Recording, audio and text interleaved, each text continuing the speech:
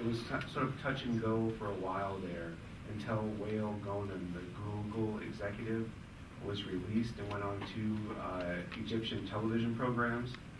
And I don't know, I'm sure everyone's familiar with that. And it was after his second television program where he had a real emotional appeal and kind of broke down and left the set, that it was pretty much the next day that millions of people flooded into the streets. I felt like it was a watershed moment where Egyptian people decided that they were, somehow it was fascinating that it was a Google executive and how Egyptian people were identified with that and identified with the future and identified with the youth. And when they did that, somehow the touch and go aspect of the revolution really switched, and the people rallied. And that being said, we never saw Mubarak actually step down. It's just a point that he actually left saying, "I'm staying." Okay, and then his vice president showed up the next day and said, he's actually not staying. And then, so that's an important fact to keep in mind. The second thing about the army of Egypt in discussions with the United States and Israel and UK and other EU power structures, I have grave concerns about how I see Egypt as an incubator right now for the new democracy in the world, having sort of being a cradle of civilization, having such a long history. I see them as, like, especially in Egypt, but everywhere and throughout the region, I see them as an incubator for what the next generation of democracy is going to look like in the world, post-oppression, post-repression, post-economic 1%, 99% in poverty, 1% in wealth that we're moving toward. I don't know how they're going to do it. How do you get order and true democracy out of the chaos of many people? I really am just watching and hoping that, they have to solve the problem. The Egyptians say they have 7,000 years of history. Well, they're going to need it in order to actually come together and get the next stage of development for humanity. I actually think that, as you were saying, if things have gotten so bad, well, everyone knows, and they've known for years, that things are bad around the world and getting worse. So I see this as a fire that's going to spread, that has to spread. Already. But it's just the beginning. Yes. And I believe that the biggest thing, my other concern about Egypt is that the Rafa border to Palestine has not truly been open. And I don't think we're going to know that Egypt is free until the Rafa border is open. Until then, until the Palestinians are free on the border of Egypt, and Egypt's military is no longer holding those people in an open-air prison by orders of the powers that be, specifically Israel, until the Palestinians are free, everything as far as Egypt's revolution is only positive steps in the right direction. But that Rafah border must be open, and I believe the Egyptian people must go open it physically. Yes, and thank you very much for sharing this. This is a great concern of the Egyptians. From the company that I was working with, some of the editors went there, that they're just reporters.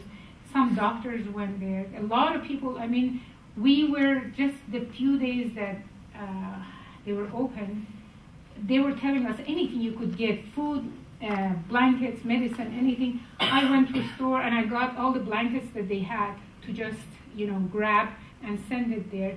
Everybody did whatever. Even if they didn't have anything, they opened their cupboard, they took something. But they let maybe 1 or 2 trucks, they would not let the rest of them in. The people that got in when they came out, with this one editor that went in there, he was jailed for 4 months. The doctors that went in there to help the people, they came out, they were jailed for several months, and their passport taken away from them. The brutality people faced from the Egyptian government for getting into Gaza to help them, it was incredible. Now people basically, of course, Egyptian people have the power to just break everything and go in. They're, trying to be calm. They're trying to respect the army. They are putting it in the hands of the army to take next steps. People are sitting back to see what the army will do. But every Egyptian's desire, not just Egyptian, I think the whole world desire to see this 1.5 million people that are in prison, that they cannot, all they get is rice, sugar, flour, there's one other item. Flour, rice, sugar, there's one other item. This is all they get from United Nations. The children are now all malnourished. Women are giving birth to abnormal children, defective children.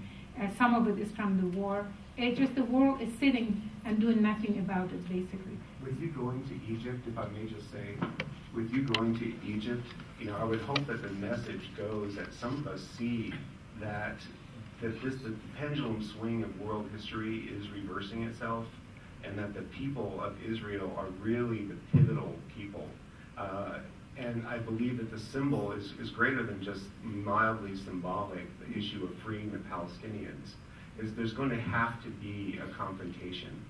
And while they have the momentum of the masses in the streets coming from their heart for all the right reasons, that is the sort of, if you will, divine momentum given them, and they must follow through to free those people, or it will be a mockery of all who have died in Egypt, in Tunisia, in Libya.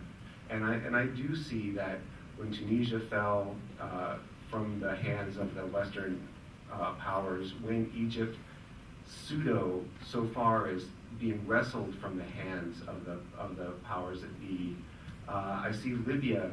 I feel like the powers that be are using Gaddafi and his family and his sons as puppets. And there's actually puppet masters saying, we will not lose the play. I mean, it was plain as day. Tunisia fell. And then there's Libya in between Egypt and Tunisia. And Bahrain is on its way out. Exactly. And then, but Libya was this open gap, and they don't want to see it fall. So there's going to be much more death. They're really, the powers that be are willing to see many, many, many people die in the streets. The media's been cut off. We haven't talked so much about the media being cut off, telephone communications, internet communications, all forms of communication being shut down, blackout, so that these things can take place. I do see this as, coming just back to Egypt one more time, if the Egyptians don't open the Rafa border, and that's going to be the face-off with the military, and it's going to see who is actually in control. The battle will be the battle for the Rafa crossing. And it will have to happen. It will have to happen soon, so that the people don't lose their momentum. And that will be determine the foreseeable future. You have a very good point, and I believe, like I said, the Egyptians, that's what they want. So basically, they're trying to take one step at a time. They just came out of a big turmoil, and basically, hopefully, that will happen to them soon. I just want to very quickly to say to you that Islam is the religion of basically the religion that all the prophets had, which is the message of monotheism, that you shall worship no other God but the one God. This is the message of Islam. The main core of the foundation on which Islam stands is message of monotheism. Message of Islam, the Prophet Muhammad, we believe, was the last prophet of God. The message he brought was no different than the other prophets. Again, message of monotheism. The commandments that we see in the Bible pretty much are also the same thing are in the Quran, except that Sabbath, the fourth commandment, day of worship, or their worship is Friday. So that is different. So the foundation of Islam is the foundation that God gave to all the prophets to give to the people from the time of Adam all the way to Prophet Muhammad as the last prophet. There's nothing different, although the rituals may be different. Quran was more complete because it took 23 years for Prophet Muhammad to receive this revelation. And the Quran, the holy book of Muslims, is the only book that was revealed when the revelation was revealed to Prophet Muhammad. It was given to his memory. He memorized it. Of course, he knew it. Prophets, they don't forget what is revealed to them. And then he relayed this to his companions. Everything was written down. More than 1,400 years, not one word of the Quran has been changed. We have, by the way, a few copies of this for you, if you'd like to take it. It's in English.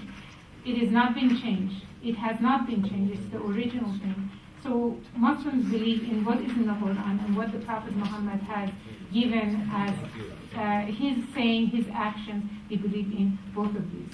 So is there any questions that you have about Islam? By the way, this website is where I used to work, onislam.net, www.onislam.net. You can have any question that you have. I wanted to just clarify my earlier point a little bit. You made the point, if the Egyptian people want to elect a Muslim Brotherhood, you mentioned that democracy in the West, when it's preached towards the Muslim world, comes with certain hooks. And I agree. I just want to explain why I think some of us think those hooks belong in the definition.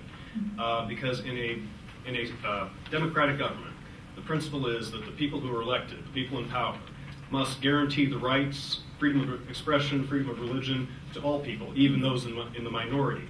So if they elect the Muslim Brotherhood, what does that mean for Christians, Jews, atheists, people in the minority who may not feel that they're being equally represented? Well, actually, excellent question. The one who would answer that best is Prophet Muhammad himself. The Jews were persecuted throughout history, as we know. At the time when Islam basically took over the whole Arabian Peninsula, there were many Jews there. There were many Christians. Prophet Muhammad said, if anyone takes the right of a Jew or a Christian from them, hurt them in any way, they would not smell paradise. That they are under our protection. In fact, the Jews and the Christians, of Palestine and the old time that didn't have any freedom, when Islam took over, they were given all their freedom. They could have their synagogue and churches, and they were free to practice their religion as they wanted to. It doesn't have to be just Jews and Christians. It could be idol worship. It could be anything. Anyone with any religion or no religion. Islam, there's no compulsion in religion of Islam. People are not forced to practice Islam. But people have to be respected for what they believe in, and they have to be left alone. This is how Prophet Muhammad himself practiced. Now, if any Muslim countries, somebody is doing other than this, that is a problem. As far as Muslim Brotherhood, I don't have any close contact with any of them, but from what I understand, if they practice correctly, there will be no problem with other people practicing their religion.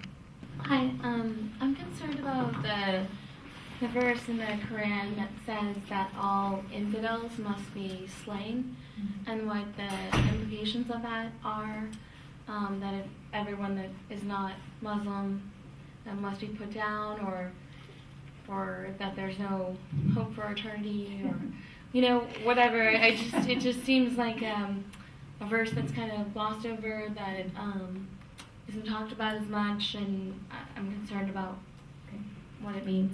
Thank you very much. And I think it would be farther from falsehood than saying that this is what is in the Quran. Such thing does not exist in the Quran. They go and kill the infidels, and infidels are all. There's no such thing as that. When we read the Quran carefully, we see, first of all, many things are taken out of context when you see it in different publications. Where it says slaughter them, there's like a place where it says slaughter them wherever you find them. What is before that? Before that, God is saying that make peace with people that are opposing you, but if they do not cease, if they kill you, they drive you out of your land, they take away your rights, then fight them and kill them wherever you find them. Fight them and kill them, but read what's before that. And then after that, God said, but restrain yourself, God does not like the transgressors. This has to go together. So you can say, like you're talking with your mother, and you take a whole paragraph talking with your mother, and somebody hears this, and you take just 2 words out of it and says, well, she said to her mother this, but you said, but I said this before.